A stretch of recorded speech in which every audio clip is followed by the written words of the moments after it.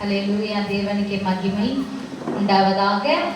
பாத் மித்வா தேவனுடைய வார்த்தையின் பிரகாரம் என்னுடைய டாட்டர் வளரும்படியாக அவளை ஒப்பு கொடுத்து இந்த பாத் மித்வா தோராவுக்குள்ளாக வளரும்படியாக, அவருடைய கற்பனைகளுக்குள்ளாக வளரும்படியாக, கீழ்ப்படியும்படியாக, தேவனுடைய பரிசுத்த ஆவியின் வரங்களை பெற்று வளரும்படியான இந்த நாளிலே உங்கள் அனைவரையும் வாழ்த்தி வரவேற்கிறோம். நம் அனைவரும் நம்மை படைத்தவரை, உருவாக்கினவரை மகிமைப்படுத்தும்படியாக நாம் எல்லோரும் எழுந்திருந்து வானத்தையும் பூமியும் படைத்தவரை நோக்கி நன்றி செலுத்தி நம்மை, நம்முடைய குடும்பங்களை எல்லா விதமான கிருபையினாலும் நம்மளை நிரப்பி பாதுகாத்து ஒவ்வொரு நாளும் தாங்குகிற தேவனுக்கு நன்றி செலுத்தும் வண்ணமாக நாம் தேவனுக்கு நன்றி செலுத்துவோம். பரலோகத்தின் பிதாவாகிய தேவனே, ஒருவரும் சேரக்கூடாத ஒளியில வாசம் செய்கிறவரே, பரிசுத்தரே, மகிமையும் கனத்திற்கும் உரியவரே, இஸ்ரவேலின் துதிகளிலே வாசம் செய்கிறவரே, ஒருவராய் பெரிய காரியங்களை செய்கிறவரே, யெஷுவாவின் நாமத்தினாலே பரலோகத்தின் பிதாவாகிய தேவனே, இந்த தபிதாவினுடைய பாத் மித்வாவை நாங்கள் உம்முடைய ஒரே பேரான குமாரனுடைய நாமத்தினாலே ஆரம்பிக்கிறோம். நீர் மகிமைப்படுவீராக. எல்லா மகிமை உமக்கு மாத்திரமே கிட்டி சேரும்படியாக நாங்கள் உம்மை உயர்த்துகிறோம், துதிக்கிறோம், மன்றாடுகிறோம். எங்கள் ஒவ்வொருவரையும் கரத்தில் ஒப்பு கொடுக்கிறோம். எங்களை ஆட்கொண்டு ஆளுகை செய்வீராக. பிதாவின் வலது பாசத்திலே எங்களுக்காக பரிந்து பேசி கொண்டிருக்கிற எங்கள் எஜமான ராணங்கள் யெஷுவா ஹமஷியாவே, வருகையில கரை திரள் பிழையற்றவர்களாக எடுத்துக்கொள்ளப்பட தகுதிப்படுத்தி ஆயத்தப்படுத்துவீராக. யெஷுவாவின் நாமத்தினால இந்த பாத் மித்வாவை ஆரம்பிக்கிறோம் எங்கள் அன்பு தகப்பனே. ஆமென். கர்வம்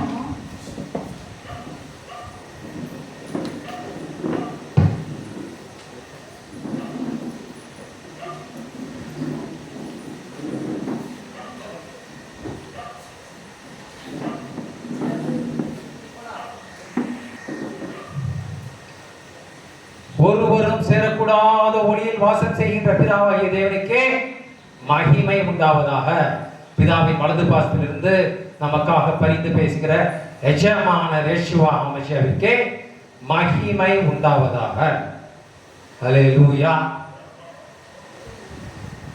என்னுடைய அருமை மகள், my darling Tabitha, daughter Tabitha, தனது சிறு பிள்ளை பருவத்தை கடந்து யாவே தேவனின் சுத்த கிருபையால் இந்த மாதம், அதாவது மே மாதம் 22ஆம் தேதி அன்று பருவம் அடைந்தாள்.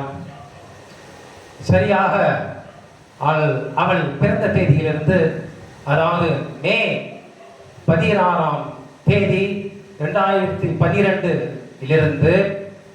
12 வருடம் கடந்து 7ஆம் நாளிலே பருவம் அடைந்தாள். வேதத்தின்படி ஒரு பருவமடைந்த மகளின் கடமைகள் மற்றும் பொறுப்புகள் எல்லாம் வீட்டை பராமரிக்கும் காரியத்திற்கும் தேவனோடு வளரும் காரியத்திற்கும் தன்னை அர்ப்பணிக்க வேண்டும். அதாவது தோராவை கடைபிடித்து ஒரு நல்ல புத்தி உள்ள ஸ்திரீயாக, பெண்ணாக ஞானத்திலே வளர வேண்டும். புத்தி, நற்புத்தி, நல்ல புத்தி, அது உலகத்து நல்புத்தி வேற, தேவனுடைய நற்புத்தி வேற. அது கிழக்குக்கும் மேற்கும் உள்ள வித்தியாசம். உலக நற்புத்தி நல்லா படிக்கணும், நல்ல மார்க் வாங்கணும், கப்பு வாங்கணும், மெடல் வாங்கணும், வரிசையா சர்டிஃபிகேட், பேரு, புகழ். இது தேவனுடைய நற்புத்தி நல்ல குணங்களை, தாழ்மையை, ஒழுக்கத்தை, நற்குணத்தை, சாந்த குணத்தை, நீடிய பொறுமையை, இந்த மாதிரி தேவனுடைய காரியத்திலே எஜமான யெஷுவாவை போல வளர்ந்து அவருடைய ஞானத்திலே வளர்வதுதான் தேவனுடைய புத்தி, நற்புத்தி, ஞானமாகும். அத எது நல்புத்தி, எது ஞானம் என்கிற விளக்கத்தை நான் என்னுடைய மெசேஜிலே விவரிக்கிறேன். இந்த கடமை மற்றும் பொறுப்பை என் அருமை மகள் தபிதாவிற்கு உணர்த்தும் வண்ணமாக இந்த கொண்டாட்டத்தை, விழாவை ஆயத்தம் செய்திருக்கிறோம். இதற்கு எபிரேய மொழியில் பாத் மிட்ஸ்வா, BAT, பாத் மிட்ஸ்வா, MITZVAH என்று அழைக்கப்படுகிறது. வழக்கமாக முத்து குடும்பத்தாரும் சுரேந்தர் குடும்பத்தாரும் தான் இதற்கான இந்த விழாவிற்கான எல்லா காரியத்தையும் ஏற்படுத்தினார்கள். அவர்களுக்காக என்னுடைய மனமார்ந்த நன்றியை தெரிவித்துக் கொள்கிறேன். நன்றியை தெரிவித்துக் கொள்வதும் அல்லாமல் என்னுடைய செய்கைகளையும் காண்பிப்பேன். அது அவங்களுக்கு தெரியும் என்று நினைக்கிறேன். மேலும் யாவே தேவன் அவர்களுடைய கிரிகளை தக்கதாக பலன் அளிப்பாராக. அல்லேலூயா. ஒவ்வொரு மேசியாவின் சீஷர்களும் இந்த கடமையை செய்ய வேண்டும். இந்த கடமையை தன் மகள் பருவமடைந்தால் அவளை தேவனுடைய ஊழியத்தை செய்வதற்காகவும் வீட்டு காரியத்தை செய்வதற்காகவும் அவளை அர்ப்பணிக்க வேண்டும். ஒவ்வொரு மேசியாவின் சீஷர்களும் இந்த கடமை செய்ய வேண்டும். எங்களை நாங்கள் மேசியாவின் சீஷர்கள் என்றுதான் சொல்லிக்கொள்ள விரும்புகிறோம். வேதத்தை ஆராய்ந்து நாங்கள் எங்களை சத்தியத்தின்படி நாங்கள் எங்களை என்ன சொல்லிக் கொள்ளலாம்? கிறிஸ்தவர்கள் என்று சொல்லிக் கொள்ளலாமா? கிறிஸ்தவர்கள் பொதுவாக அவர்கள் ஒரு மதத்தை கடைபிடிக்கிறவர்களாக இருக்கிறார்கள். அவர்களுக்கும் மற்ற மதங்களை கடைபிடிப்பவர்களுக்கும் ஒரு வித்தியாசமே இல்லை. எப்படி இஸ்லாமர் ஒரு மதத்தை கடைபிடிக்கிறார்களோ, இந்து ஒரு மதத்தை கடைபிடிக்கிறார்களோ, அதே மாதிரி கிறிஸ்தவர்களும், நான் கிறிஸ்தவன் என்று சொல்லிக்கிறவர்களும் ஒரு மதத்தை தான் கடைபிடிக்கிறார்கள். மனுஷருடைய கற்பனைகளை உபதேசங்களாக போதித்து வீணாய் ஆராதிக்கிறார்கள். இப்ப நாங்கள் எல்லாம் ஆராய்ந்து நம்ம வேதத்தின் படி நம்ம நடக்கிறோம். நம்மளை என்ன யாராவது கேட்டா நீங்க என்ன கிறிஸ்தவர்களா? இல்லை, நாங்கள் கிறிஸ்தவர் இல்லை, மேசியாவின் சீஷர்கள். அதற்கு உள்ளான அர்த்தம் இருக்குது. மேசியா யாரு? மேசியா யெஷுவா ஹமஷியா, இயேசு கிறிஸ்து சொல்றாங்கல்ல. அவரோட உண்மையான ஒரிஜினல் நேம் யெஷுவா ஹமஷியா.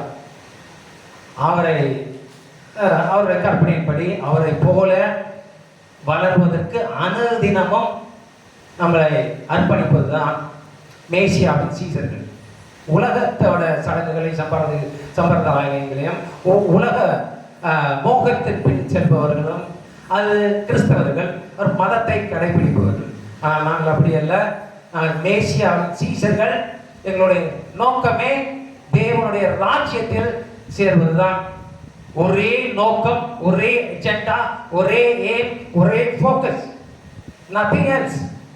அல்லேலூயா.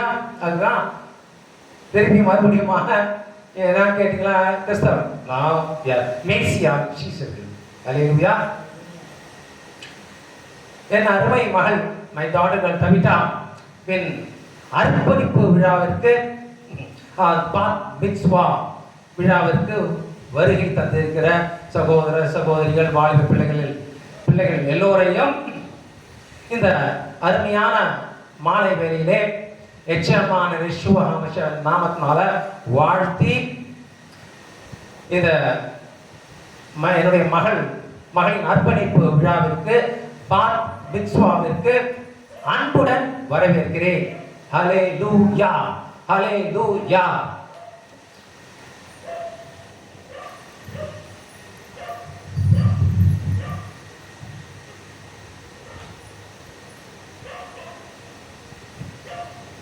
ஹல்லேலூயா.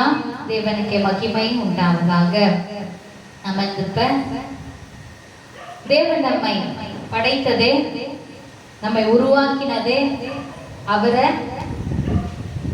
அந்த தெய்வத்தை நம்ம போற்றணும், துதிக்கணும், மகிமைப்படுத்தணும் என்பதற்காக மாத்திரம்தான்.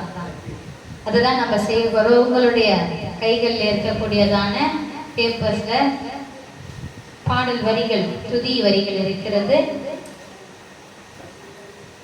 துதிக்கும் ஜீவ பலியாக நம்ம இருக்கிறோம். அவரை துதிக்கக்கூடிய ஜீவனுள்ள ஆத்துமாக்களாக நாம இருக்கிறோம். நமக்கு ஜீவனை தந்து, நமக்கு ஆரோக்கியத்தை தந்து வைத்திருக்கிறார் தேவன். அவரை துதித்து, அவரை புகழ்ந்து பாடும் பொழுது எத்தனை இன்பமா இருக்கும். ஏன்னா அவர் மாத்திரம்தான் துதிக்கு பாத்திரராக இருக்கிறார். ஹல்லேலூயா. ஆகவே நம்ம என்னதான் பாடல்கள் இந்த பூமியில மாறி மாறி எழுதினாலும் தேவனை துதிக்கக்கூடிய துதிப்பாளர்கள் மாத்திரமே நம்மை ஜீவனுக்குள்ளாக கொண்டு சேர்க்க கூடியதாக இருக்கிறது. அவரை துதிக்கும் பொழுதுதான் விடுதலை உண்டாகுகிறது. அவரை துதிக்கும் பொழுதுதான் ரட்சிப்பு என்ன என்பதை நமக்கு தெரிகிறது. உண்மையான ஆவியோடும் உத்தமத்தோடும் துதிப்பவர்களை அவர் கைவிடுவதில்லை. ஆமென், ஹல்லேலூயா. அவரை ஸ்தோத்தரித்து நாம நம்மையே ஒப்பு கொடுத்து அவரை ஸ்தோத்தரிப்போம். ஆமென். ஸ்தோத்திரத்தோடு கூட துதி பாடலையும் பாடி அவரை மகிமைப்படுத்த போகிறோம். ஹல்லேலூயா. நன்றி ஆண்டவரே, உமக்கு நன்றி செலுத்துகிறோம். உங்க துதிகளின் ராஜாவே, உங்க துதியை தந்திரே நன்றி.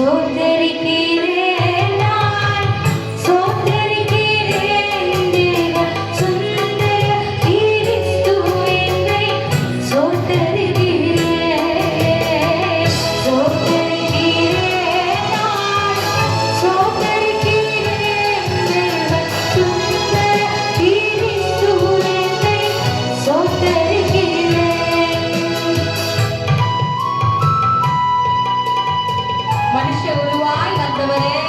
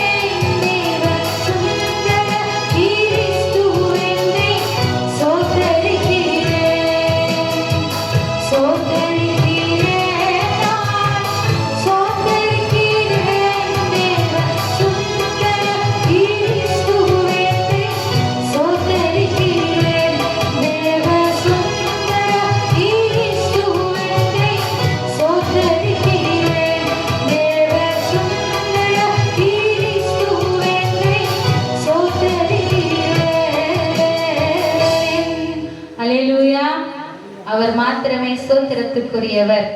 அவர் மாத்திரமே துதிக்கு பாத்திரர். ஹல்லேலூயா. நம்முடைய ஒவ்வொரு நாள் வாழ்க்கையிலும்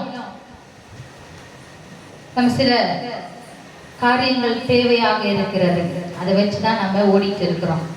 பணம் இல்லாத வாழ முடியாது இல்லைங்களா? பணம் இல்லாம வாழ முடியாது, ஆரோக்கியம் இல்லாம வாழ முடியாது. இதெல்லாம் நல்லா இருந்தா என்ன பண்ணுவோம்? நம்ம டெய்லி அனுதினமும் நம்ம வாழ்க்கை ரொம்ப ஜாயா சந்தோஷமா இருக்கும் இல்லைங்களா? ஆனா தேவனுடைய வார்த்தை சொல்லுகிறது, நம்மளுக்கு நம்ம அனுதினமும் நல்லா சாப்பிட்டு ஆரோக்கியமா இருந்து பணத்துக்காக ஓடும் பொழுது நமக்கு ஒரு திருப்தி அடைக்கிறது அப்படின்னு நம்ம நினைச்சுக்கிறோம். அது ஆனா அப்படி அல்ல. ஆண்டவர் சொல்றாரு, நம்ம சாப்பிடுகிற உணவினால நம்ம வாழல, அவருடைய வார்த்தையினால நம்ம வாழ்ந்து கொண்டிருக்கிறோம். அல்லேலூயா. அவர் வார்த்தை நம்ம காக்கிறபடினாலே நம்ம ஒவ்வொரு நாளும் அவருடைய கிருபையை நம்பி ஒவ்வொருவருக்கும் அவர் நமக்கு கிருபையை தந்து வழி நடத்துகிறவராக இருக்கிறார். ஒவ்வொரு நாளும் நம்மை நடத்துகிறார். அல்லேலூயா. இதுவே நம்ம அவருக்கு நம்மையே ஒப்பு கொடுத்து கர்த்தரை நம்பியே ஜீவிப்போம். கவலை கஷ்டங்கள் தீர்ந்திடும், கைவிடா காத்திடும் பரமனின் கரங்களை நாம் பற்றி கொள்வோம் என்றவரை துதிப்போம். ஆமென். அல்லேலூயா. நன்றி ஆண்டவரே.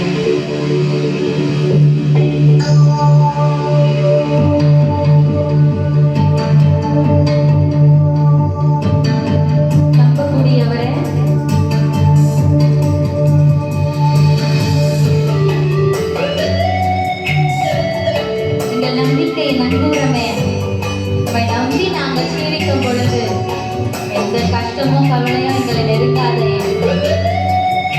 சமாதானத்தோடே நாங்கள் இருப்போமே. நன்றி.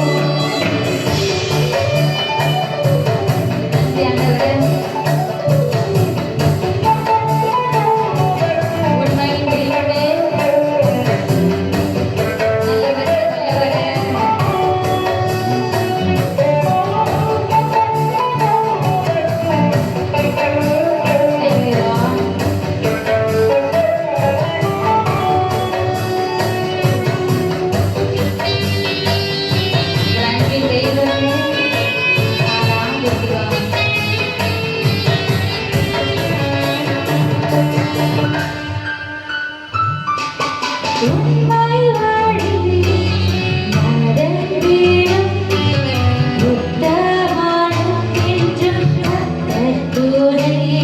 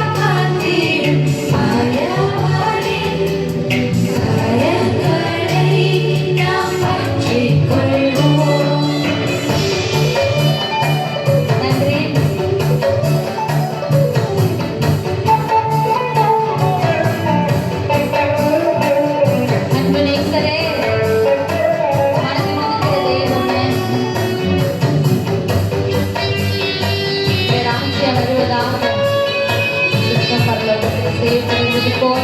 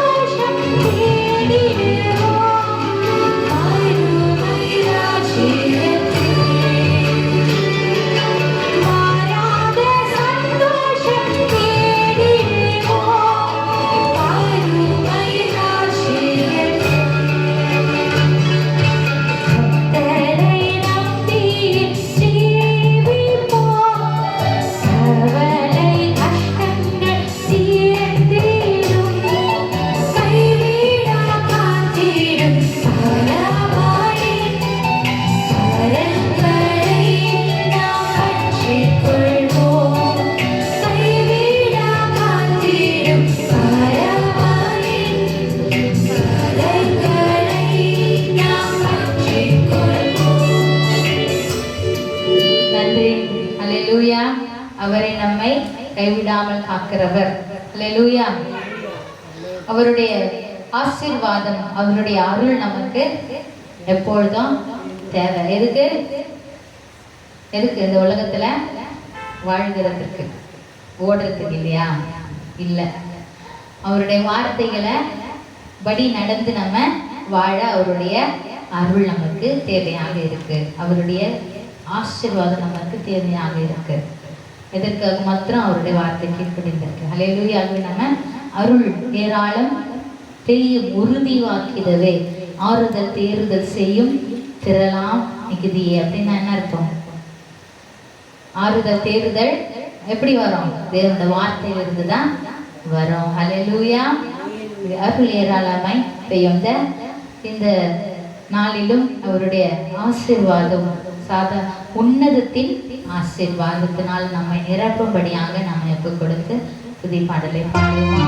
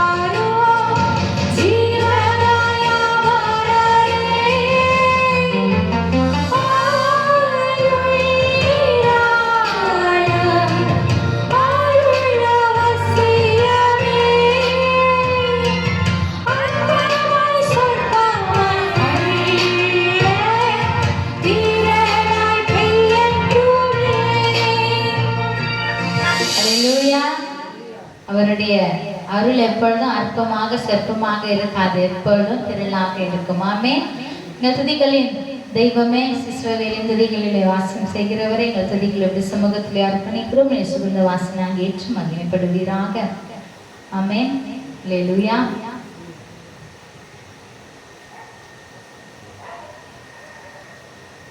அடுத்ததாக கவிதாவுக்கு அவருடைய ஃபாதர் ஒரு gift தந்து அவளோட கூட இந்த பாத் மிட்ஸ்வாவை இன்னும் வழிநடத்துவார். ஆமென். அல்லேலூயா.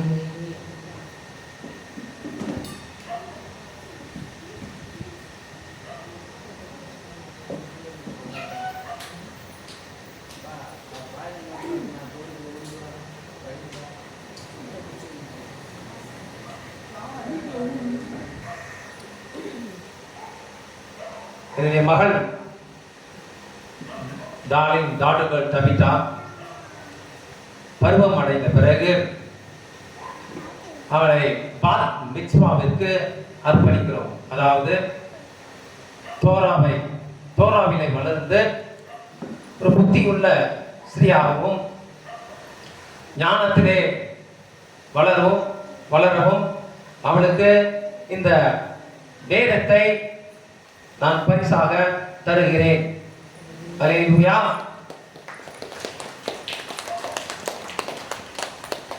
உலகத்திலே இருக்கிற உலகமே கொடுத்தாலும் இந்த பொக்கிஷத்துக்கு ஈடாகாது. அது தெரிஞ்சவங்களுக்கு தான் தெரியும். அல்லேலூயா. நான் இப்பொழுது கவிதாவோட ஸ்பெஷல் ஸ்பீச், அதாவது அவள் பருவம் அடைந்ததற்கான வார்த்தையை அவர் உங்களிடம் பகிர்ந்து கொள்வார். Tamil.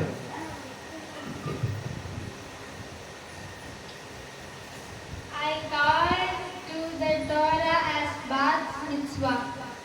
Glory to Heavenly Father in the highest, in the name of Yeshua HaMashiach. First of all, I thank Heavenly Father for blessing me to enter the adulthood. This was on 22nd May 2024, just 6 days from my 13th birthday. Secondly, I thank my dada and mama for their loving care all through my childhood days. Now that I have entered the adulthood, my parents have taught me how I should lead my adulthood days. My dada advised me that from now on, I am responsible for every deeds and actions of mine and words that I speak, and I am answerable to Elohim directly. அதாவது அவள் செய்யும் ஒவ்வொரு வார்த்தைக்கும் ஒவ்வொரு நடத்தைக்கும் அவர் தேவனுக்கு டைரக்டாக பொறுப்பாக இருக்கிறார். That I should fear Elohim and tremble at his word. தேவனுக்கு பயந்து தேவனுடைய வார்த்தைக்கு நடுங்குகிறவளாக இருப்பாள். That I should grow in the wisdom and knowledge of Elohim daily. தேவனுடைய ஞானத்திலும் அவரை அறிகிற அறிவிலும் தினமும் நான் வளருவேன். That I should read and meditate the word of Elohim daily. தினமும் நான் வேதத்தை படித்து தியானிப்பேன். That I should pray without ceasing. நான் தினமும் ஜெபிப்பேன், இறைவனாமல் ஜெபிப்பேன். That I should be a light, salt and fruit-bearing tree for other peers. நான் மற்றவர்களுக்கு உப்பாகவும் வெளிச்சமாகவும் கனிதர மரமாகவும் இருப்பேன். that I should take an active part in the ministry my parents are doing with the talents that Elohim has bestowed me. Right now, I can identify the singing talents that Elohim has given me, and I thank and glorify Him for the same. அதாவது என்னுடைய தகப்பன் பெற்றோர்கள் செய்யும் ஊழியத்திலே நான் ஒரு active பார்ட்னராக அவர்களோடு சேர்ந்து ஊழியம் செய்வேன். எனக்கு தேவன் வர்ஷிப் செய்கிற காலத்தை கொடுத்திருக்கிறார். அதை வைத்து நான் தேவனை மகிமைப்படுத்துவேன். That as my name Tabitha suggests, I should try to become a girl of good works and charity. அவருடைய பெயர் தபிதா. தபிதா என்பதற்கு என்ன அர்த்தம் என்றால் அதாவது நல்ல செயலை செய்து அதாவது மற்றவர்களுக்கு ஹெல்ப் செய்கிறவர்களாக உதவி செய்கிறவர்களாக இருப்பாங்க. அதான் அவருடைய பேருக்கு அர்த்தமா. My next step in the walk with Elohim is to repent of my sins, and as a sign of the same, I should take baptism and receive the gift of forgiveness and the eligibility. No, eligibility for salvation as the first step towards salvation. என்ன சொல்றாங்கன்னா என்னுடைய தேவனோடு உறவு கொள்கிற என்னுடைய வாழ்க்கையின் அடுத்த கட்டம் என்னவென்றால் நான் என் தவறுகளுக்கெல்லாம் தேவனிடம் அறிக்கையிட்டு அவருடைய இலவச மன்னிப்பை பெற்று அவருடைய ரட்சிப்புக்கு தகுதி உடையலாக ஆவேன். அதான் என்னுடைய அதாவது ரட்சிப்புக்கு முதல் கட்டமான அந்த தகுதியை பெறுவதற்கு நான் ஆயத்தமாவேன். And then, as a result of receiving the eligibility for salvation, and in order to safeguard the same till the end, with the help of the Holy Spirit, I should grow in the spiritual maturity by keeping the 10 Commandments, Sabbath and feasts appointed by Elohim. அதான் சொல்லலாம். அதாவது ரட்சிப்பு பெற்றதன் விளைவாக எப்படி ரட்சிப்பின் தகுதியை ரட்சிப்பின் தகுதியை பெற்றதன் விளைவாக நான் தேவனுடைய 10 கற்பனைகளையும் அவர் நியமித்த பண்டிகைகளையும் கடைபிடிப்பேன் என்றும் நான் கடைபிடித்து ஆவிக்குரிய ரீதியில் வளருவேன். அதாவது பரிசுத்த ஆவியின் உதவியால I understand thoroughly that only by keeping the commandments of Elohim I can love Elohim with all of my heart, mind, soul and strength, and my fellow sisters and brothers. அதாவது நான் நன்றாக வேதத்தை புரிந்திருக்கிறேன். கற்பனைகளை கடைபிடித்தால் மட்டுமே நான் தேவனை முழு இதயத்தோடும் முழு ஆத்மாவோடும் முழு மனதோடும் அன்பு செய்ய முடியும். மற்ற சகோதர சகோதரிகளையும் அன்பு செய்ய முடியும். கற்பனைகளை கடைபிடிக்காமல் நான் தேவனை அன்பு செய்ய சும்மா வாயால தான் சொல்லலாம். That's what is meaning. Okay. Deuteronomy chapter 6 verse 1 to 9. John chapter 14 verse 15. 1 John chapter 5 2 to 3. இதற்கு சில உதாரணங்களை இந்த 3 வசனங்களை அவள் எடுத்து காட்டுகிறாள். இது போல நூற்றுக்கணக்கான வசனங்கள் வேதத்தில் இருக்கிறது. எதற்கு? கற்பனையை கடைபிடித்தால் மட்டுமே தேவனை முழு இதயத்தோடு முழு ஆத்மாவோடு அன்பு செய்ய முடியும், மற்ற சகோதர சகோதரியை அன்பு செய்ய முடியும் என்று அநேக வசனங்கள் ஆதியாகமத்திலிருந்து வெளிப்படுத்துற விசேஷம் வரைக்கும் இருக்குது. இதுக்கு ஒரு 3 உதாரணமாக அதாவது டியூட்ரானமி 6:1-9, யோவான் 14:15, 1 யோவான் 5:2-3 அதுக்கு உதாரணமாக கொடுக்குறான். Also, I understand thoroughly that keeping the Sabbath is a sign between Elohim and me. And also, I am sanctified by doing so. Exodus chapter 31, verse 13. Deuteronomy chapter 5, verse 12. And Ezekiel chapter 20, verse 12. அதாவது என்ன சொல்றேன்னா, ஷபாத்தை கடைபிடித்தால் மட்டுமே தேவனுக்கும் நமக்கும் ஒரு அடையாளமாக இருக்கிறது. அதாவது தேவனுக்கு நாம் பிள்ளைகள் என்றும் தேவன் நமக்கு தேவன் என்றும் அடையாளம் எதுனா ஷபாத்தை கடைபிடிச்சா மட்டுமே அந்த அடையாளம். அது எந்த வசனத்துல இருக்குன்னா, யாத்திராகமம் 31:13 இசைக்கியேல் 12:12, இசைக்கியேல் 20:12, இன்னும் அநேக வசனங்கள்லயும் இருக்குது. இன்னும் சொல்ல போனால் ஷபாத்தை கடைபிடித்தால் மட்டுமே ஒருவர் பரிசுத்தமாக முடியும். அது வேதத்தின்படி. சும்மா ஃபாஸ்டிங் இருக்கிறதுனாலயோ 10 மணி நேரம் ஜெபிக்கிறதுனாலயோ ஒருவர் பரிசுத்தமாகுவது என்பது கூடாத காரியம். ஷபாத்தை கடைபிடித்தால் மட்டுமே அந்த அடையாளம், அந்த பரிசுத்தம் ஆக முடியும் வேதத்தின்படி, வசனங்களின்படி. That I should become like Yeshua HaMashiach and be ready to be caught up with him when he appears among the clouds and be with him forever and ever.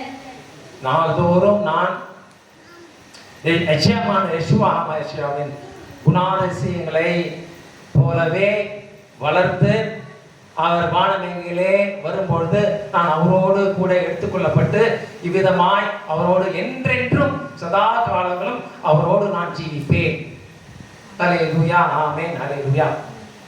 Amen and hallelujah. Praise Yahweh, praise Yahuwah, hallelujah.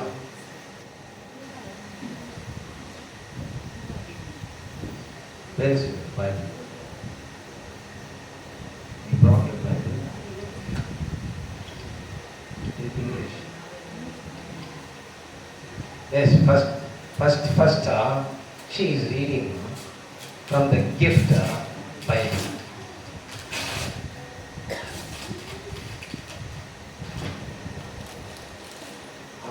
No. அது வந்து அதில் நான் வந்து இல்லை இது பாருங்க, ஏன்னா இதில் நான் இது பண்ணல, ஹைலைட் பண்ணல, நான் ஹைலைட் பண்ணியிருக்கேன். நான் இப்பொழுது என் மகள் டபிட்டா இந்த பாத் மித்வாவிற்கான விழாவிற்கான வேத வாசிப்பை ஆங்கிலத்திலே வாசிப்பார். அதற்கான வசனங்கள் லேவியராகமம் 19ஆம் அதிகாரம் மற்றும் 20ஆம் அதிகாரத்தில் ஒரு சில வசனங்களை வாசிப்பார். Yes, highlight, only highlight. Every one of you shall revere his mother and his father and keep my Sabbaths. I am the Lord your God. ஷபாத்தை கடைபிடிக்கிறது எவ்வளவு முக்கியமா?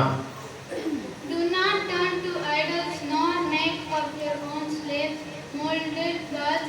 I am the Lord your God. விக்கிரக ஆராதனை கூடாது. You shall not steal nor deal falsely nor lie to one another, and you shall not swear by my name falsely, nor you shall profane the name of your God. I am the Lord. பொய் சொல்லாதே, திருடாதே, பொய் சாட்சி சொல்லாதே. You shall not cheat your neighbor nor rob him. The wages of him who is hired shall not remain with you all night.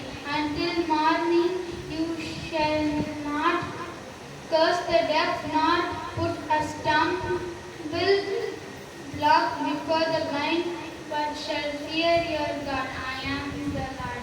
யா உன்னுடைய பிறனை ஏமாத்தாதே, அவனை பொய் சாட்சி பொய் வார்த்தைகளால் அவன் தகாத வார்த்தைகளால் ஒன்றும் சொல்லாதே.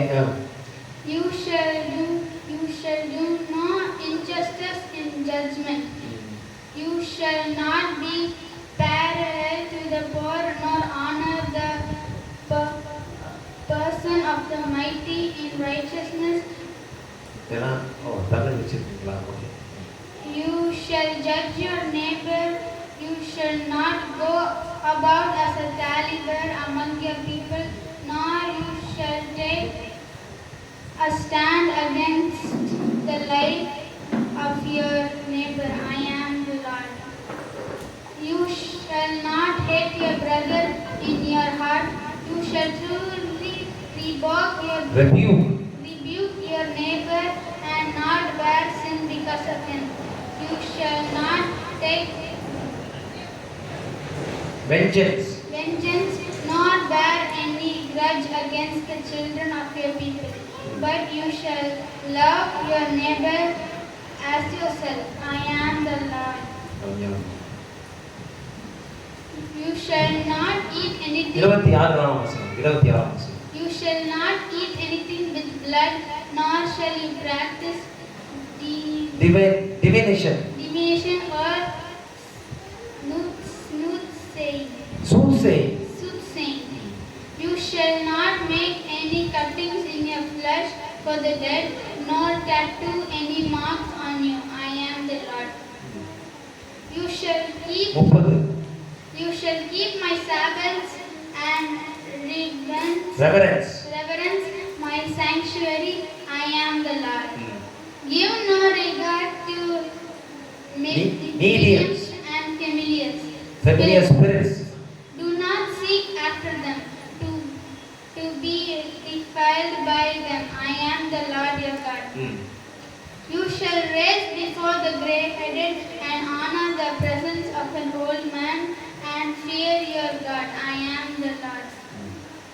35 You shall do no injustice in judgment, in measurement of length, weight or volume. 37 Therefore you shall observe all my statutes and all my judgments and perform them. I am the Lord. 20ஆம் அதிகாரம் 6 And the person who turns to mediums and familiar spirits to persecute himself with them, I will set my face against that person and cut him off from his people. Consider yourself therefore and be holy, for I am the Lord your God. And you shall keep my statutes and perform them.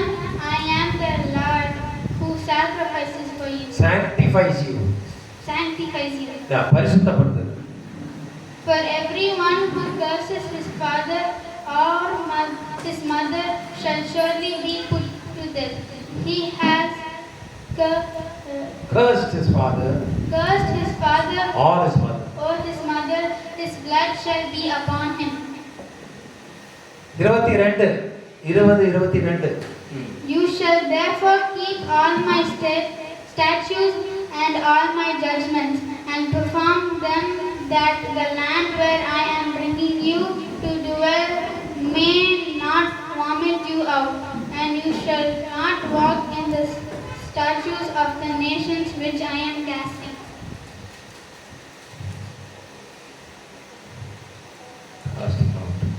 out before you, for they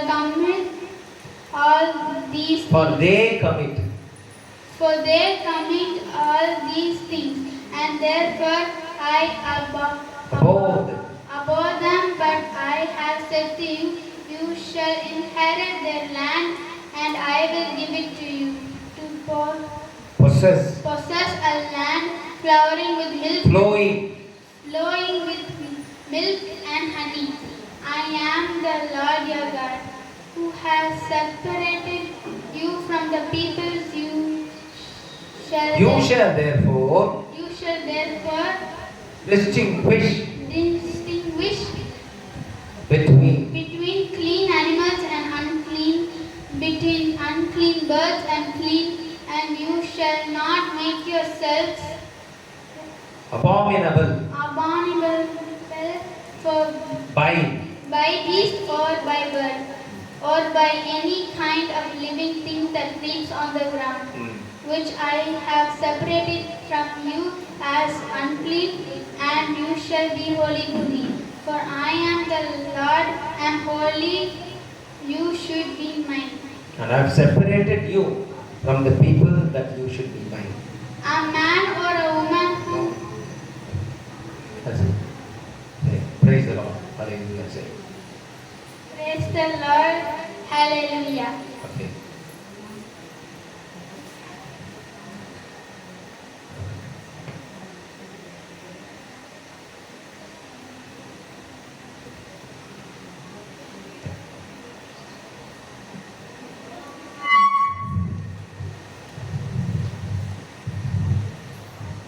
Well,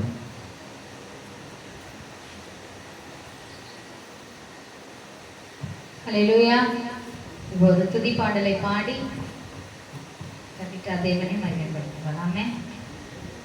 யேசுவின் பின்னால் நான் போக துணிந்தேன், பின்னோக்கே நான் என்பதை ஆங்கிலத்துல பாடி துதிப்போம்.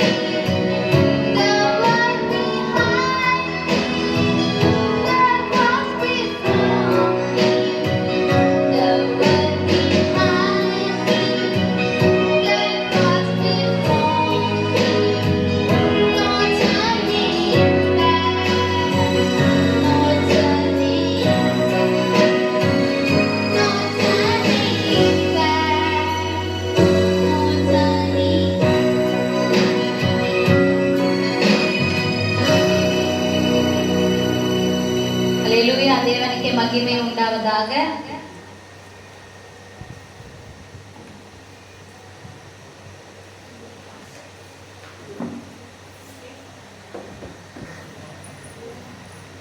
Doctor டபிட்டாவுடைய பாத் மித்வாவுக்கான வார்த்தை, பிதாவாகிய தேவனுக்கே மகிமை உண்டாவதாக, எஜமான யெஷுவா அமைச்சருக்கே மகிமை உண்டாவதாக. ஹல்லேலூயா. அதிக நேரம் இந்த வார்த்தையை எடுத்துக்க போறது இல்லை, அதனால கவலைப்படாதீங்க. இந்த வார்த்தை முக்கியமா இந்த வாலிப சிறு பிள்ளைகள் யாரும் இல்லை, ஏதோ 1-2 பேர் இருக்காங்க.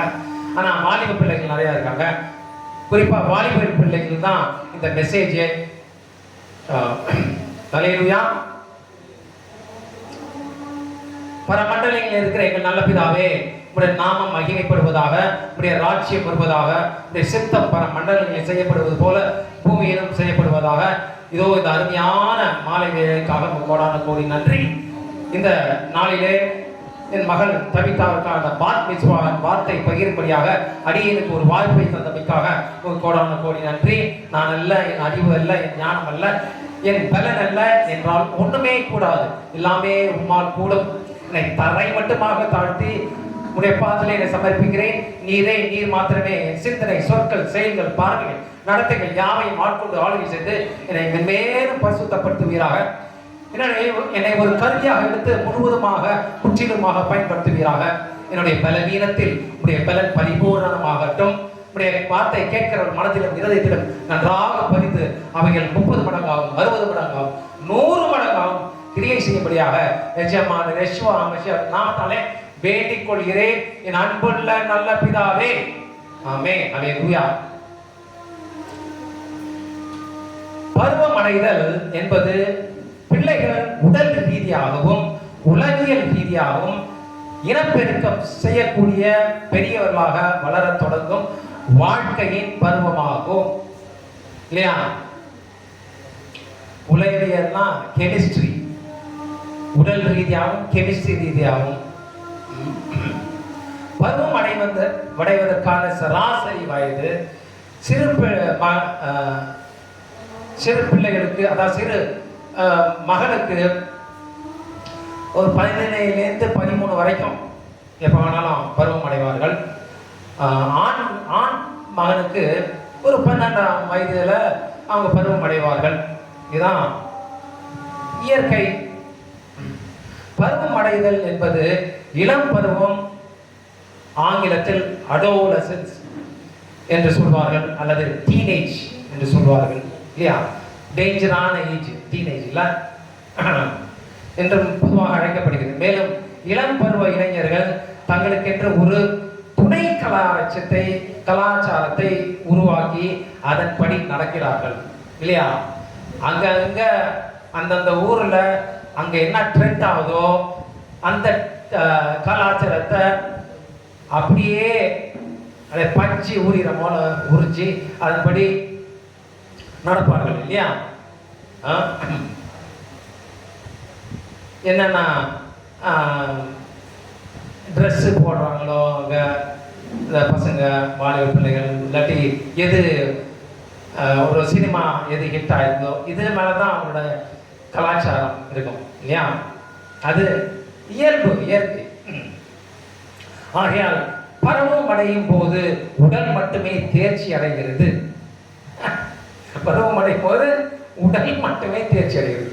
அறிவு ஆவிக்குரிய விஷயம்லாம் தேர்ச்சி அடையவில்லை. ஆனால் ஆவிக்குரிய தேர்ச்சி என்பது இல்லாமல் இருக்கும்.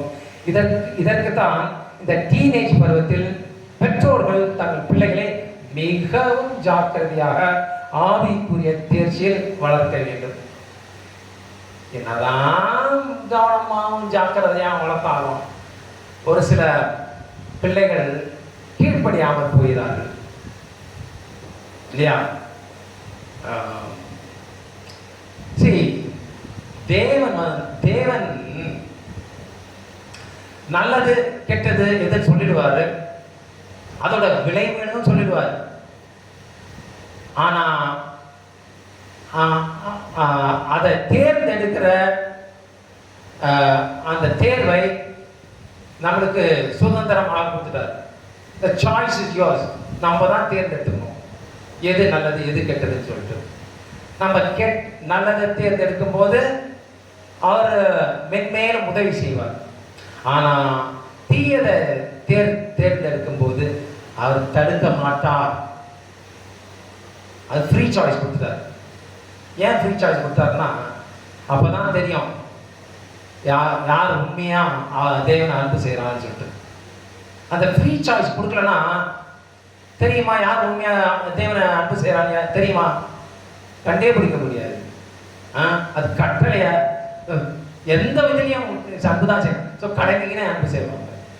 ஆனால் நல்லதுக்கு எது கெட்டது இது நீ எது தேர்ந்தெடுக்கிறியோ, நல்லது எது தேர்ந்தெடுக்கிறியோ அப்பதான் தேவனுக்கு பிரியமாக அவருக்கு கீழ்ப்படிந்து நடக்கிறேன்னு சொல்லிட்டு ப்ரூவ் உறுதியாகும் இல்லையா?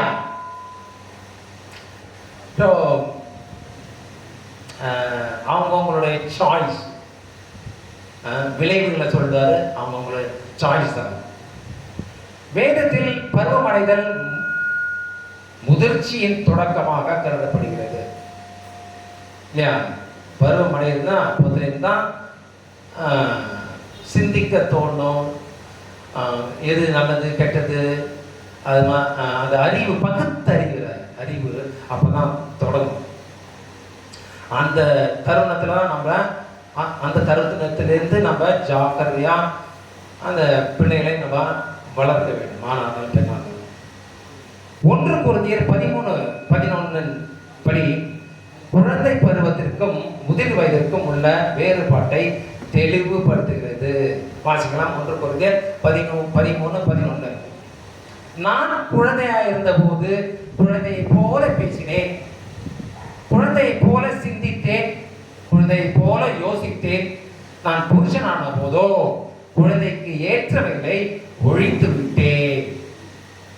அதான் நார்மல். பருவமடையும் குழந்தைத்தனமான வழிகளுக்கும் வயது வந்தோருக்கும் இடையிலான பருவமாக வடிவமைக்கப்பட்டுள்ளது.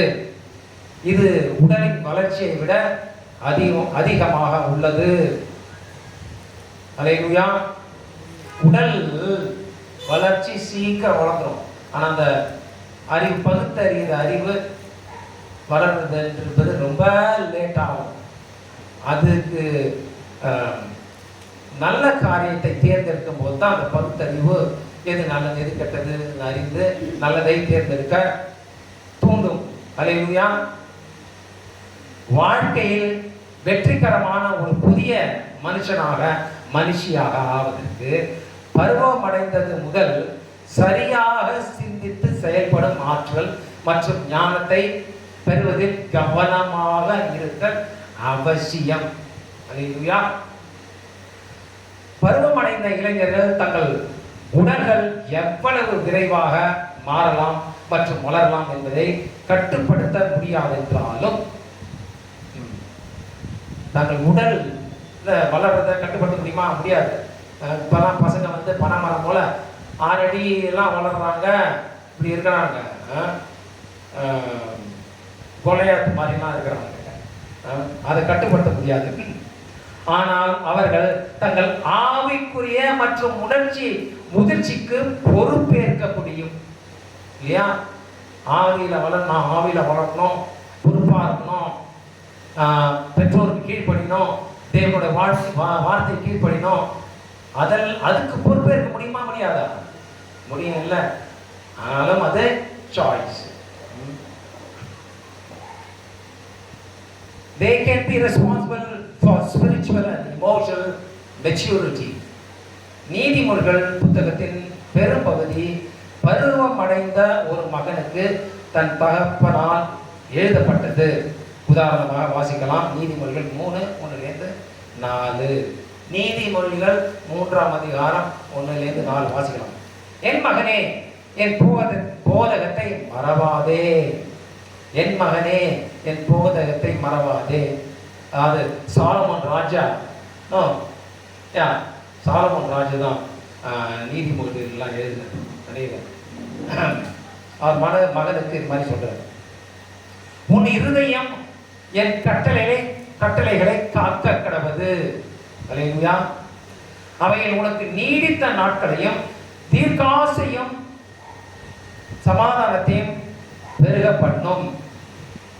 கிருபையும் சத்தியமும் உன்னை விட்டு இருப்பதாக நீ அவைகளை உன் கழுத்திலே பூண்டு அவைகளை உன் இருதயமாக பலகையில் எழுதிக்கொள். அல்லேலூயா. அது எதை பற்றி சொல்றார்? கற்பனைகளை குறித்து சொல்றார். உபாகமம் 6ஆம் அதிகாரம் 6வது வசனத்துல சொல்றது கற்பனை குறித்து இவ்வாறாக சொல்லப்படுகிறது. என்று நான் உனக்கு கட்டளை இருக்கிற இந்த வார்த்தைகள் உன் இருதயத்தில் இருக்க கடவுது. தேவனுடைய கற்பனைகள் எங்க இருக்கணும்? நம்முடைய இருதயத்துல நம்முடைய மனதுல இருக்கணும். அது தூங்கும் போதும் எழுந்திருக்கும் போதும் அது நம்ம ஒருத்தருக்கு ஒருத்தர் பேசிக்கொள்ளும் போதும் கற்பனை குறித்து பேசணும். அது வீட்டு வாசல்ல இருக்கணும், கேட்ல இருக்கணும் அப்படின்னு சொல்லிட்டு உபாகமம் 6ஆம் அதிகாரம் 1லேருந்து 9 வரைக்கும் சொல்கிறது. அல்லேலூயா. இதை குறித்து தான் சாலமோன் ராஜாவும் சொல்றாரு. கற்பனைகளை கழுத்தில் கொண்டு அவைகளை உன் இருதய பலகையில் எழுதிக்கொள். கற்பனை இருதய பலகையில் எழுதிக்கொள்னா அப்ப அது எவ்வளவு கற்பனைகள் எவ்வளவு முக்கியமானது என்று சற்று யோசித்து பாருங்கள். அல்லேலூயா. அதாவது இங்க வழக்கமாக வருகிற வாலிப பிள்ளைகளுக்கு இதைதான் சொல்லிக்கிட்டே இருக்கிறேன். அதை கேட்டு அவங்களுக்கு அழுத்தம் போயிருக்கும் போது இருக்கு. அழுத்தம் போயிருக்கான், இல்லாட்டி இன்னும் இருதயத்துல ஏறி இருக்குதான், ஏறி போயிடுச்சா? அல்லேலூயா. இதைத்தான் எபிரேயர் 10:16 சொல்கிறது. அதாவது கற்பனைமா தேவன் நம்ம இருதயத்தில் எழுதி வச்சிருக்காருன்னு எபிரேயர் 10:16 சொல்கிறது. வாசிக்கலாம். அந்த நாட்களுக்கு பின் நான் அவர்களோட பண்ணும் உடன்படிக்கையாவது, நான் என்னுடைய பிரமாணங்களை அவர்களுடைய இருதயங்களில் வைத்து, நான் என்னுடைய பிரமாணங்களை அவருடைய இருதயத்தில் வைத்து அவைகளை அவருடைய மனதில் எழுதுவேன் என்று யாவே தேவன் சொல்கிறார் என்பதை உரைத்த பின்பு. அல்லேலூயா.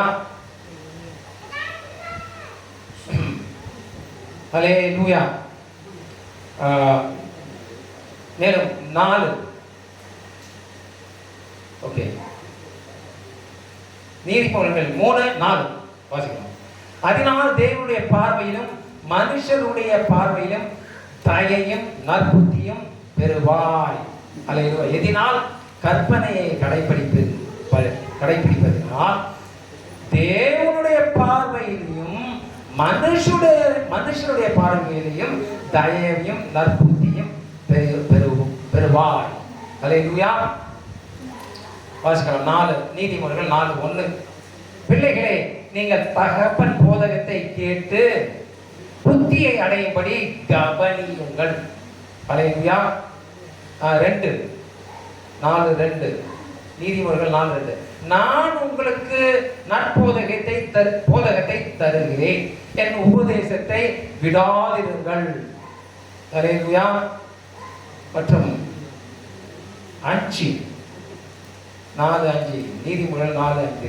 ஞானத்தை சம்பாதி, புத்தியையும் சம்பாதி, என் வாயின் வார்த்தைகளை மறவாமலும் விட்டு விடாமலும் இரு. அல்லேலூயா. அதை விடாதே. அல்லேலூயா. 4:6. அது உன்னை தற்காக்கும், அதின் மேல் பிரியமாயிரு, அது உன்னை காத்துக் கொள்ளும். அல்லேலூயா. எது? ஞானம்.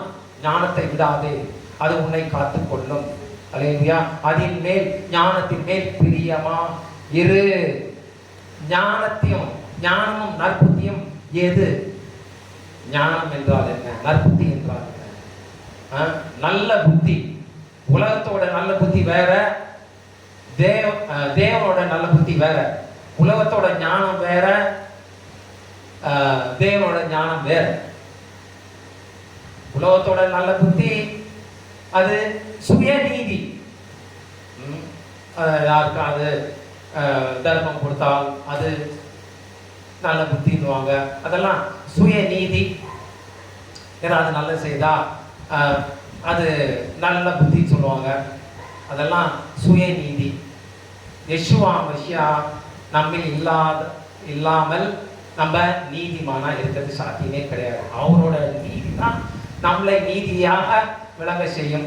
அல்லேலூயா. நீதி நற்புத்தி, நல்ல புத்தி, ஞானம் என்றால் என்ன? யாருக்கா தெரியுமா? எது நல்ல புத்தி? தேவனுடைய வழிப்படி எது நல்ல புத்தி, எது ஞானம்? யாருக்கா தெரியுமா? ஒரே வசனத்துல கூட சொல்லலாம். தாவீது ராஜா இப்படியாக 111:10 நற்புத்தியை குறித்தும் ஞானத்தை குறித்தும் ஒரே வழியில் வாசிக்கலாம். சங்கீதம் 111:10. யாவே தேவனுக்கு பயப்படுதலே ஞானத்தின் ஆரம்பம். யாவே தேவனுக்கு பயப்படுதலே ஞானத்தின் ஆரம்பம். தேவனுக்கு பயப்படுகிற பயம் என்றால் என்ன? அது ஒரு கேள்வி வருது இல்ல. பயப்படுதல், நான் எப்படி பயப்படுறது? தேவனுக்கு எப்படி பயப்படுறது? அவர் கண்ணை குத்திடுவாருங்க. தேவனுக்கு பயப்படுற பயம் தான் என்றால் என்ன? தீமைகளை வெறுப்பது தான் தேவனுக்கு பயப்படுற பயம். எல்லா வகையான தீமையான காரியத்தை, பொய் சொல்றது, பித்தலாட்டம் பண்றது, திருடுறது, பெருமை கொள்றது, அகந்தை, எல்லாம் சாத்தானோட கிரியை எல்லாம் வெறுக்கிறதான். தீமைகளை வெறுப்பதே தேவனுக்கு பயப்படுகிற பயம். மீனிங் இருக்கா? அர்த்தம் இருக்குதா? அதான் தேவனுக்கு பயப்படுறதா. கண்ணை குத்துருவாரு, கையை எடுத்துருவாரு, அது இல்லை. தீமையை செய்ய நம்ம தீமையை வெறுக்கிறோம் நம்ம. அதான் தேவனுக்கு பயப்படுறது, அதான் பயம். ஸோ தேவன், அதாவது உலகத்தோட பயம் வேற, தேவனுக்கு பயப்படுற பயம் வேற. தீமை செய்யறதுக்கு பயப்படுறதான் தேவனுக்கு பயப்படுற பயம். அப்படி தீமை செய்ய பயப்படும் போதுதான் ஞானமே ஆரம்பமாகுது. அல்லேலூயா. உண்மையான தேவனுக்கு பயப்படுற பயமே அப்பதான். அது எப்ப? தீமை செய்யறதுக்கு வெறுக்கிற போதுதான் ஞானமே ஆரம்பமாகுது. வருத்தப்படும்படியாக அநேக கிறிஸ்தவர்கள் பிரிச்சிடுறாங்க. அதாவது சர்ச்சுக்கு, அதாவது ஒரு பில்டிங்கை கட்டி அதுதான் ஏதோ பரிசுத்த ஸ்தலம் மாதிரி மக்களை ஏமாத்தி ஒரு பிம்பத்தை, தவறான பிம்பத்தை ஏற்படுத்தி அந்த பாஸ்டர் தான் அவங்க பரிசுத்தமானது, அந்த இடம் தான் பரிசுத்தம் என்று ஒரு பிம்பத்தை, தவறான பிம்பத்தை ஏற்படுத்தி அந்த இடத்துக்கு வரும்போது மாத்திரம் பயப்படணும். அந்த 1 மணி நேரமோ 2 மணி நேரமோ அதை விட்டு வெளியே வந்தா அவ்வளோதான். பழைய குருடி கதவு தரடி. வரும்போதே ஏதாவது மட்டனோ சிக்கனோ பீஃபோ வாங்கி வந்து ஒரு ஹோட்டலை வாங்கி வந்து ஜாலியாக சந்தோஷமா இருக்கிறது. அது சர்ச்சில் இருக்கும்போது தான் ரொம்ப பயபக்தியாக இருக்கணும். இப்போ வீட்டுக்கு வந்த பிறகு அது வேற, அது எப்படி வேணா இருந்துக்கலாம். அது அல்ல கருத்துக்கு பயப்படுற பயம். நான் வேலையில் இருக்கும் போது அதெல்லாம் அடிச்சுக்கலாம், பிடிச்சிக்கலாம், மேலே வர்றதுக்கு ஒருத்தனை கீழே தள்ளலாம், அதெல்லாம் பார்ட் ஆஃப் த கேம். அதெல்லாம் பரவாயில்ல. பிஸ்னஸ் செய்யும் போது போய் சொல்லலாம், புத்தகாடம் பண்ணலாம், எல்லாம் பண்ணலாம். அதெல்லாம் பிஸ்னஸ், அது வேற, சர்ச்சு வேற. அது அல்ல கர்த்தருக்கு பயப்படுற பயம். எங்க இருந்தாலும் நீ தீமையை செய்யறதுக்கு வெறுக்கணும். அதான் கர்த்தர் தேவனுக்கு பயப்படுற பயம். அப்பொழுதுதான் ஞானமே ஆரம்பிக்கும். அப்படி பார்த்தா சொல்லிக்கிறது சொல்லி அக்கா ஞானம் ஆரம்பிச்சிருக்கான், ஆரம்பிக்கவே இல்லைன்னு சொல்ல முடியும். ஏன்னா சர்ச்சு, அந்த சர்ச்சு வேற, மற்றதெல்லாம் வேற. ஸோ தேவனுக்கு, யாவை தேவனுக்கு பயப்படுதலே. பொதுவாக கர்த்தர் வர இடத்துலலாம் நாங்கள் யாவை தேவன் தான் சொல்லுவோம். யாவை தேவனுக்கு பயப்படுறது ஞானத்தின் ஆரம்பம். இது அடுத்த வருஷம் இந்த கவனிங்க, அடுத்த வருஷம் இந்த வார்த்தை கவனிங்க. அவருடைய கற்பனைகளின் படி செய்கிற யாவருக்கும் நற்புத்தி உண்டு. அப்ப கற்பனைப்படி செய்யாதவங்களுக்கு நற்புத்தி இல்லைன்னு தான் அர்த்தம், இல்லையா? அவருடைய கற்பனைகளின் படி செய்கிற யாவருக்கும் நல்ல புத்தி. சோ நல்ல புத்தி என்றால் என்ன, ஞானம் என்றால் என்னென்று விளங்குதா? மேபி நீங்க உங்க பிறந்ததுலேருந்து நீங்க ஏதோ ஒரு இதுக்கு போயிருப்பீங்க. ஆனா ஞானம் என்றதுக்கு அர்த்தமோ நல்ல புத்திக்கு என்ற அர்த்தமோ தெரிஞ்சிருக்காது. கண்டிப்பா தெரிஞ்சிருக்காது. நான் சொல்றேன். ஏன்னா அப்படி தெரிஞ்சிருந்தா நம்ம நல்ல புத்தியில வளரணும், ஞானத்துல வளரணும். ஞானத்துல வரணும்னா தீமையை வெறுக்கணும். வெறுக்கிறீங்களா? பொய் சொல்லாத இருக்கிறீங்களா?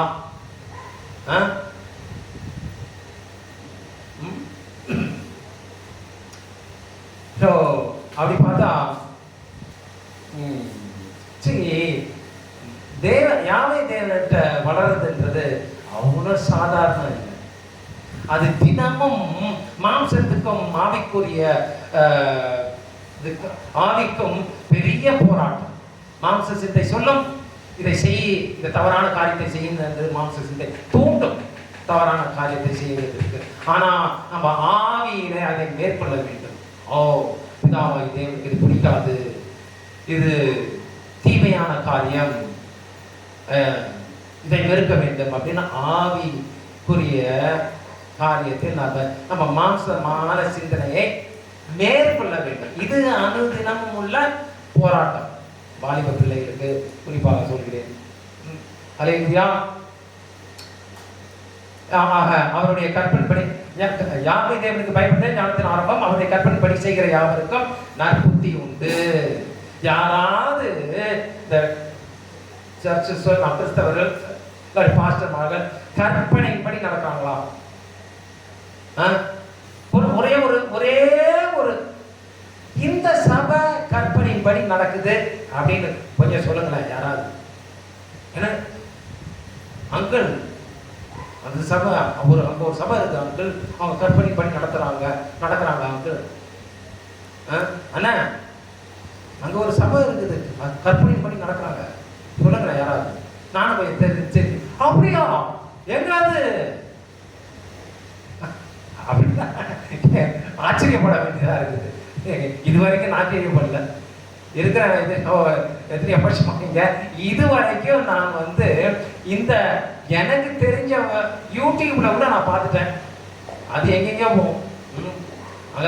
அஃப்கோர்ஸ் வெளிநாட்டுல அமெரிக்கால எல்லாம் கடைபிடிக்கிறாங்க, கற்பனைப்படி நடக்கிறாங்க, டெய்லி மாறிக்கிட்டே வராங்க.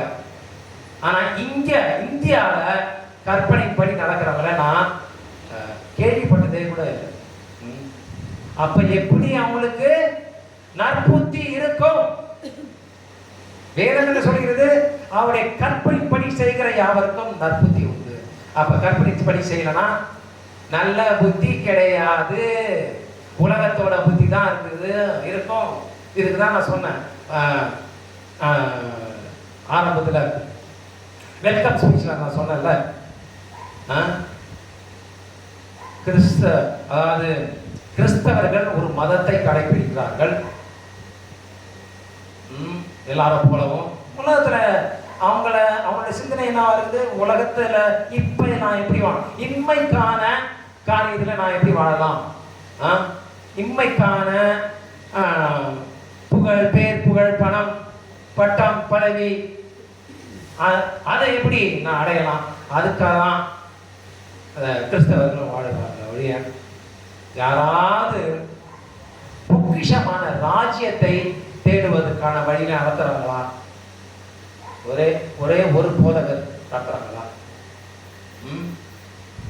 ஆனா இங்க ரெகுலரா வர ஒரு குடும்பம் பசங்கள்லாம் எப்படி உங்களுக்கு நீங்கள் வழி நடத்தப்படுகிறீர்கள்? ராஜ்யத்துக்கு நேராக வழி நடத்தப்படுகிறீர்களா, இல்ல இந்த இம்மைக்கான வாழ்க்கையில முந்தி கொள்ளுங்கள் அப்படின்னு வழி நடத்தப்படுகிறீர்களா? அல்லேலூயா. சோ இது தெரிஞ்சிருப்பீங்க, எது ஞானம், எது நற்புத்தின்னு சொல்லிட்டு நல்லாவே தெரிஞ்சிருப்பீங்க. அல்லேலூயா. அல்லேலூயா. வாசிக்கலாம் 7:1-2. என் மகனே, நீ என் வார்த்தைகளை காத்து என் கட்டளைகளை உன்னிடத்தில் பத்திரப்படுத்து. கட்டளைகளை பத்திரப்படுத்து, கற்பனைகளை பத்திரப்படுத்து. அநேக சொல்லிக்கிற கிறிஸ்தவர்கள்னா கட்டளைலாம் கடைபிடிக்கணும் அவசியமே கிடையாது. அது இது அது அப்படின்னு எதாவது சொல்றாங்க. ஆனா கற்பனை கடைபிடிச்சாதான் நல்ல புத்தியே வரும். அது நம்மள்கிட்ட பத்திரப்படுத்தணும். கற்பனை நம்மிடம் பத்திரப்படுத்த வேண்டும். அல்லேலூயா.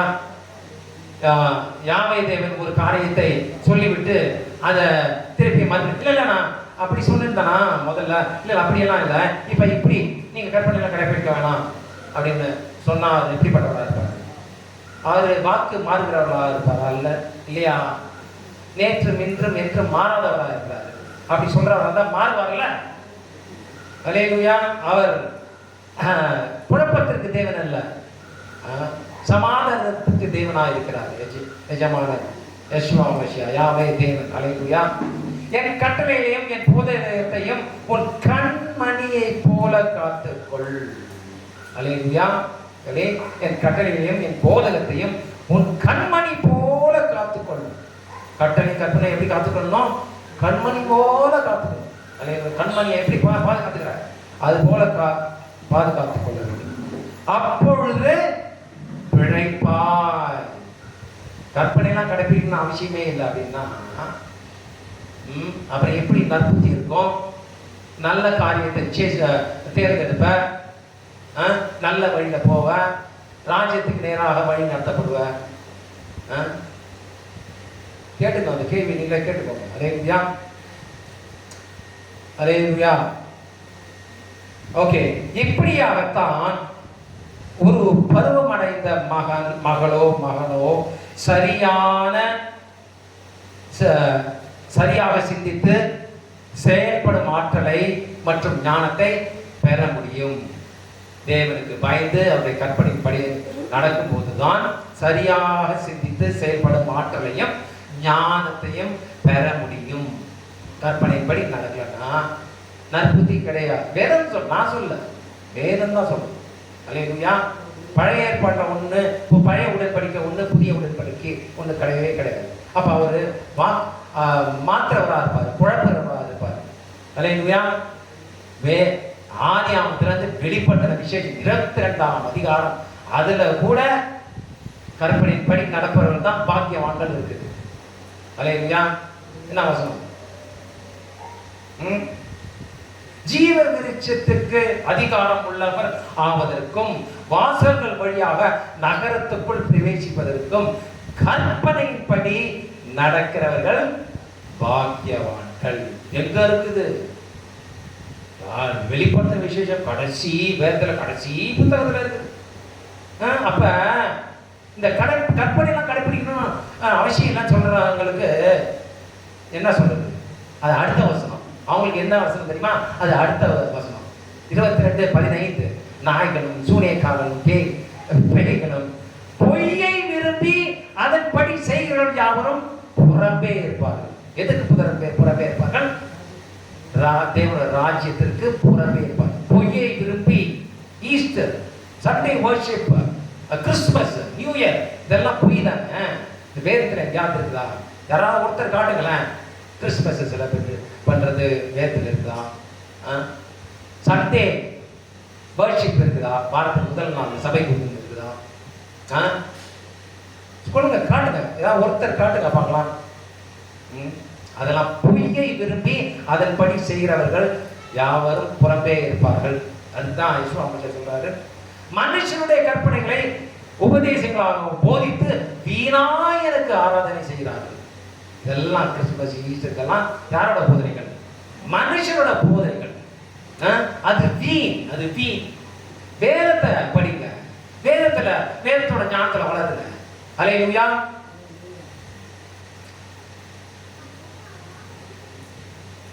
இந்த தகப்பன் தன் மகன் பருவம் அடைந்த பிறகு ஞானத்தை புரிந்து கொள்ளவும் அதை பயன்படுத்தவும் அவனுக்கு திறன் வந்திருப்பதாக எண்ணி ஞானத்தையும் அறிவுறுத்தலையும் வழங்கினார். அதாவது சாலமோன் ராஜா தன் மகனுக்கு இந்த நீதிமொழிகள் புத்தகத்தை வழங்கினார். எல்லா மாதிரியான வசனங்கள். அல்லேலூயா. வாவ். பண்டைய யூத கலாச்சாரத்தில் இளம் பெண்கள் தங்கள் தாய்மார்கள் மற்றும் பாட்டிகளிடமிருந்து வீட்டை பராமரிப்பதற்கும் குழந்தைகளை வளர்ப்பதற்கும் தேவையான திறன்களை கற்றுக்கொண்டனர்.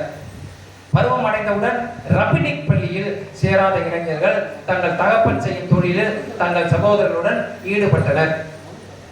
லூக்கா 2ஆம் அதிகாரம் 41 52 வரைக்கும் பத்தி பார்த்தீங்கன்னா, யெஷுவா மெஷியா பருவம் அடைந்த போது தமது ஆரம்ப கால வாழ்க்கையை பற்றிய ஒரு பார்வையை நமக்கு தருகிறது. தம்முடைய 12வது வயதில் பஸ்கா பண்டிகைக்காக எருசலேம் ஆலயத்திற்கு செல்ல அனுமதிக்கப்பட்டார். அப்ப யெஷுவா மெஷியா தான் பருவம் அடைந்தது முதல் தோராவை கடைபிடித்தாரா இல்லையா? தோரா ஷபாத்துக்கு கூடினாரு, ஷபாத்ல தான் அவர் பிரசங்கித்தாரு, பண்டிகைகளை கடைபிடித்தாரு, பஸ்கா பண்டிகை, புளிப்பில்லாம பண்டிகையை கடைபிடித்தாரு, அப்புறம் ஃபீஸ்ட் ஆஃப் பூல்ஸ் கடைபிடித்தார், ஃபீஸ்ட் ஆஃப் டேபர்னாக்கில் கடைபிடிச்சாரு 7ஆம் அதிகாரத்தில், யோவான் 7ஆம் அதிகாரத்தில். ஸோ இப்படியாக யெஷுவா மெஷியா தோராவை கடைபிடித்தார். யெஷுவா மெஷியா கடைபிடித்தார், நாம் கடைபிடிக்கிறதா? அவர் மத்திய 28 என்ன சொல்றாரு? 28:20 என்ன சொல்றாரு? நான் சொல்லிக் கொடுத்த யாவையும் கற்றுத்தந்த என் கட்டளை யாவையும் கடைபிடிக்கும்படி, யாவையும் கற்றுத்தந்த யாவையும், ஒரு சில மாற்றம் அல்ல, ஒரு சிலரை மாற்றம் அல்ல, கற்றுத்தந்த யாவையும் கடைபிடிக்கும். இப்போ ஜனங்கள் என்ன பண்றாங்க? அதிலே சூஸ் பண்றாங்க, கற்றுத்ததை சூஸ் பண்றாங்க.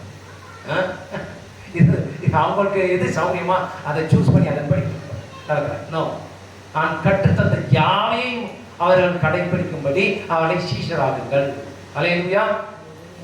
அவங்க யாவை யெஷுவா மெஷியா போதனை யாவையும் கடைபிடிப்பார்கள். யாரு? யெஷுவா மெஷியா போதனை யாவையும் கடைபிடிப்பவர்கள் யாரு? அவங்க தான் மேசியாவின் சீஷர்கள். அவங்க கிறிஸ்தவர்கள் அல்ல, மேசியாவின் சீஷர்கள். அல்லேலூயா. என் ஆடு என் குரலை கேட்கும், நான் அவரோட சத்தத்தை அறிவேன். அதான் அந்த ஆடு தான் மேசியாவின் சீஷர்கள். அல்லேலூயா.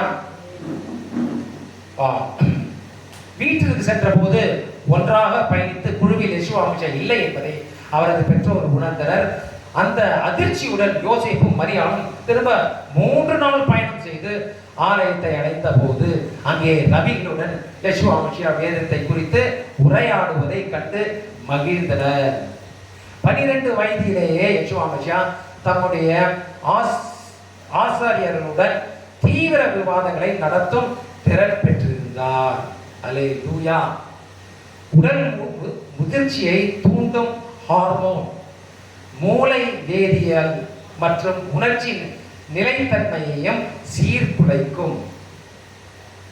அந்த உடல் முதிர்ச்சி அடையும். அதுதான் எஸ்பெஷலி டீனேஜ் 13 19 டேஞ்சரான ஒரு ஏஜ். அது இந்த ஹார்மோனை டிஃப்ரெண்ட் ஆகிறதுனால, வித்தியாசப்படுறதுனால அது மூளையை பாதிக்கும், உணர்ச்சி தாறுமாறாக போகும். அதுதான் தேவனுடைய வார்த்தையின்படி நம்ம நடத்தும் போது அவங்க அந்த வழியில் நடப்பாங்க. அதுக்கப்புறம் அவங்களோட சாய்ஸு. தேவனை வந்து தடுக்கிறவர் இல்லை, நீ திருட்டுனா தடுக்க மாட்டார், திருட்டு போன்றார். நீ ராஜ்யத்துக்கு நேரம் வழியா இன்னும் அவர் கை கொடுத்து, வா என் மகனே, உத்தமம் உண்மையும் உள்ள மகனே, உன்னை வழி நடத்துகிறேன் அப்படின்னு இன்னும் கையை கொடுத்து நடத்துவார். அல்லேலூயா.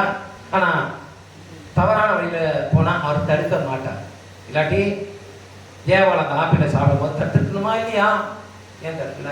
Choice, free choice. அப்போ தான் தேவனை எப்படி முழுவதுமாக அன்பு செய்ய முடியும் என்று அதிலிருந்து தெரிந்து கொள்ள முடியும். அல்லேலூயா.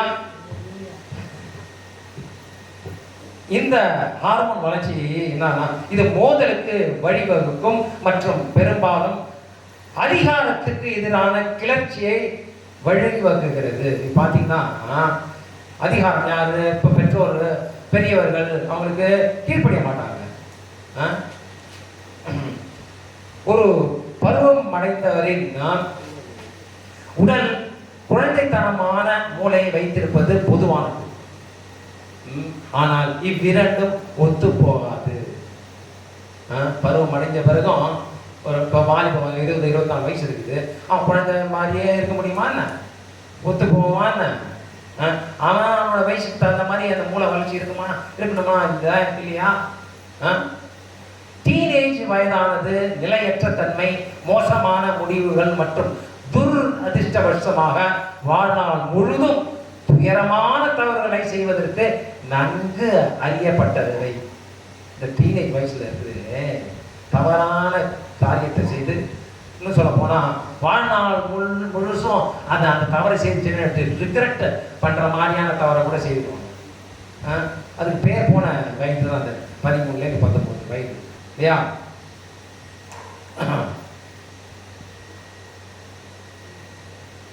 பருவமடையும் ஒரு இளைஞன் அடுத்த சில ஆண்டுகளில் ஏற்படும் விரக்தி தற்காலிகமானது என்பதை அறிவது ஞானமானது.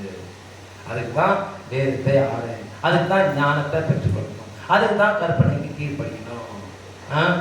இதெல்லாம் இந்த இமோஷனல் இம்பேலன்ஸ் இதெல்லாம் தற்காலிகமானது என்று உணரணும்.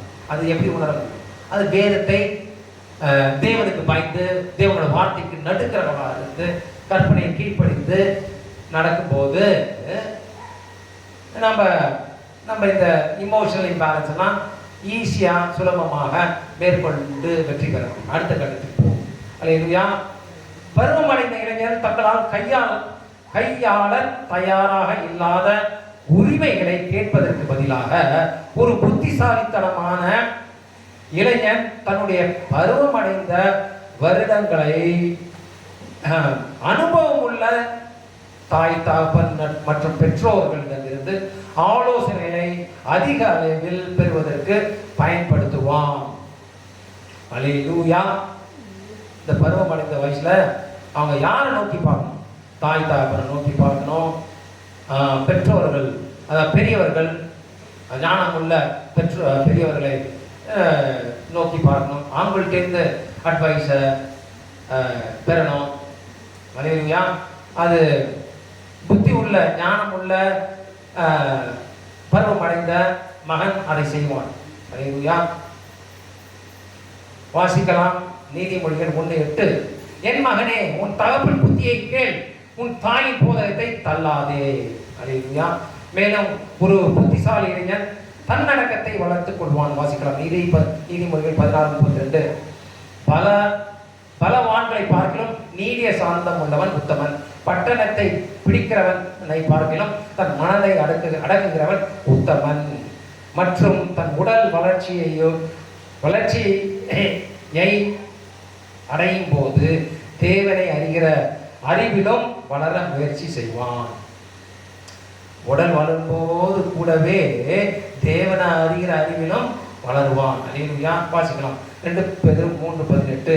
நம்முடைய யாவே தேவனும் இரட்சகருமாகிய யெஷுவா மசியாவின் கிருபையிலும் அவரை அறிகிற அறிவிலும் வளருங்கள், அவருக்கு இப்பொழுதும் என்றென்றைக்கும் மகிமை உண்டாவதாக.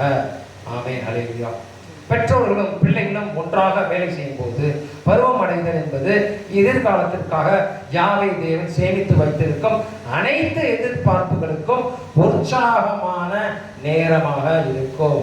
அல்லேலூயா. வாசிக்கலாம். எரேமியா 29:10. நீங்கள் எதிர்பார்த்திருக்கும் முடிவை உங்களுக்கு கொடுக்கும்படி நான் உங்கள் பேரில் நினைத்திருக்கிற நினைவுகளை அறிவேன் என்று யாவே தேவன் சொல்லுகிறார். அவைகள் தீமைக்கல்ல, சமாதானத்துக்கு ஏதுவான நினைவுகளே. அல்லேலூயா. யாவே தேவனோட வழியில நடக்கும்போது, கற்பனைப்படி நடக்கும்போது நம்மளுக்கு தோன்றலாம், ஐயோ இது சரியில்லையே, நம்மளுக்கு உபத்திரமா இருக்குதே அப்படின்னு தோணும். பட் அந்த உபத்திரத்தையும் அவர் நன்மைக்கு ஏதுவாக மாற்றுவார். அல்லேலூயா.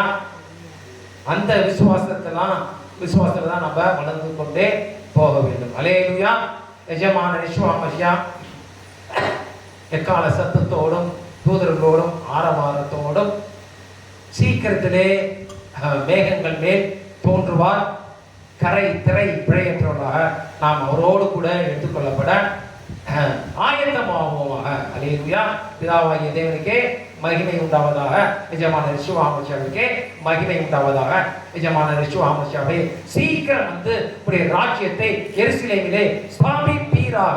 அதில் எங்களையும் குடும்பமாக சேர்த்துக் கொள்வீராக. ஆமென். ஹல்லேலூயா. ஹல்லேலூயா.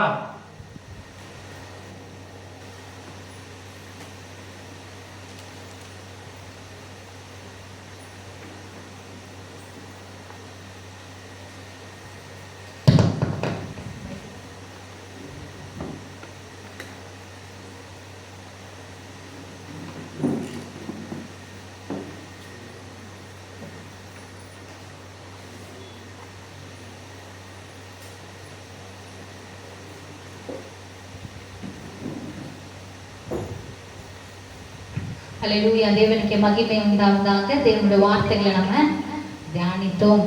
தேவனுடைய வார்த்தை இருபுறமும் கருப்புள்ள பட்டயமாக இருந்து நம்முடைய ஊனையும் எலும்பெல்லாம் என்ன பண்ணுது?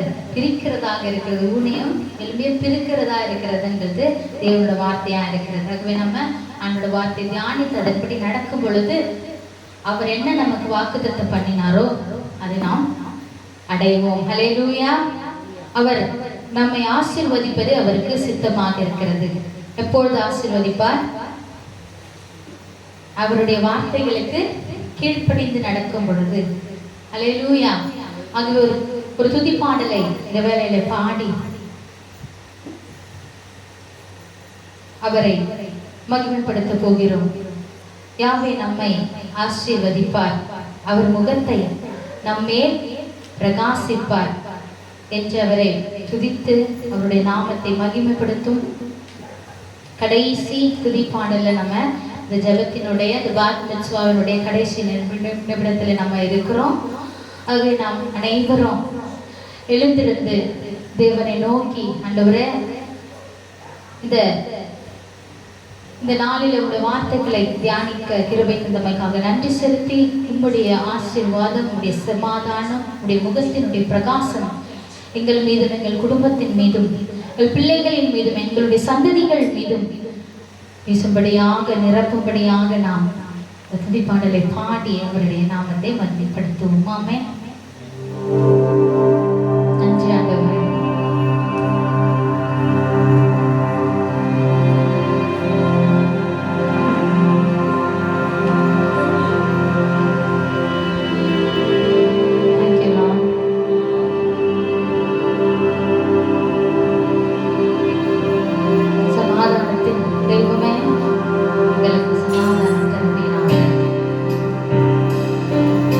ஆசீர்வதிக்கவே ஆசீர்வதிக்கவரே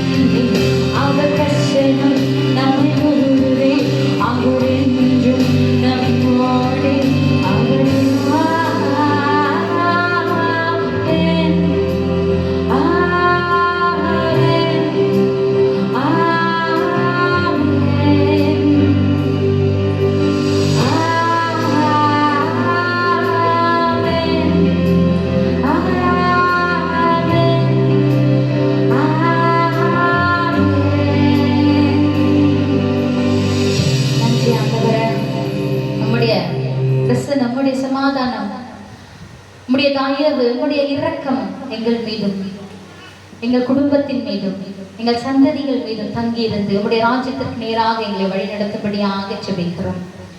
எல்லா துதிகன மகிமை ஆகச்சையும் உமக்கு மாத்திரமே செலுத்தி மீட்பெரு ரட்சகருமான எங்கள் யெகோவாவின் நாமத்தினாலே ஜெபிக்கிறோம் எங்கள் அன்பு நல்ல தகப்பனே. ஆமென். என் ஆத்துமாவே யாவே தேவனை ஸ்தோத்திரி, யாவே தேவன் செய்த சகல உபகாரங்களையும் மறவாதே. ஆமென்.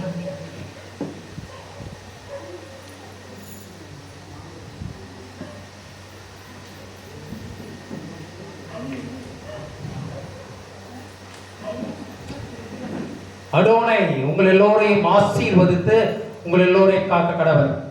அடோனை தம்முடைய முகத்தை உங்கள் எல்லோரும் மேல பிரகாசிக்க செய்து உங்கள் எல்லோருக்கும் கிருபையா இருக்க கடவர்.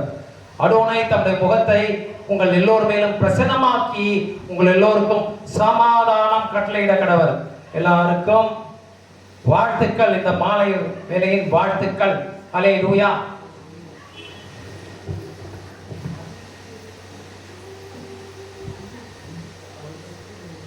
இங்க வந்திருக்கிற அனைவருக்கும் நன்றி.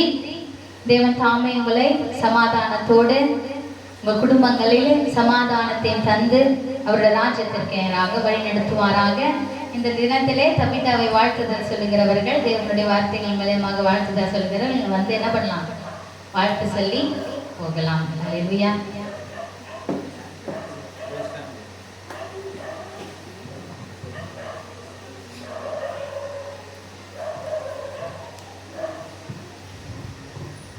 யாவே தேவன் உன்னை எல்லா தீங்குக்கும் விலக்கி காப்பாராக.